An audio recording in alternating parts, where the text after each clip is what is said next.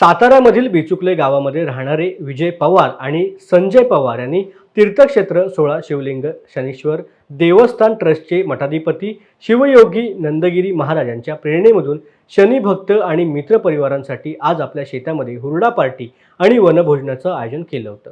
या कार्यक्रमाची सुरुवात शिवयोगी नंदगिरी महाराज यांच्या पाद्यपूजनाने करण्यात आली। त्यानंतर विविध कार्यक्रम गावरान वनभोजनाचा आनंद गावकऱ्यांनी घेतला। दरम्यान शिवयोगी नंदगिरी महाराजांनी आरोग्यदायी रानभोजनाचं महत्त्व देखील पटवून सांगितलं।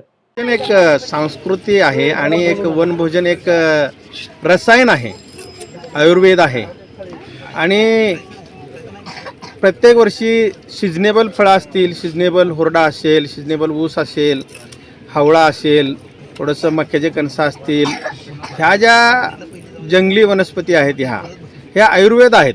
ह्या शरीराला एक प्रकारचं प्रोत्साहन, एक पौष्टिक मिळते शरीराला। एक नाविन्य शरीरामध्ये गेल्यानंतर तब्येत चांगली असते, निरोगी असते। आणि या वनभोजनाच्या निमित्ताने विविध गावातील विविध मंडळी, भक्तगण, मित्रपरिवार, सहकारी एकत्र जमून सध्या परिस्थितीवर चर्चा करता येते, एकमेकाचे विचार मांडण्याचा एक व्यासपीठ तयार होतो, एकमेकांना सल्ला देण्याचा, सल्ला घेण्याचा। कोणाला आधी कुठली माहिती असते, कोणाला शेतातली माहिती असते, कोणाला कुठल्या पिकातली माहिती असते, कोणाला काय खाल्ल्याने शरीराला काय पौष्टिक आहार मिळतो याच्यावर त्यांना काय लोक तज्ज्ञ असतात।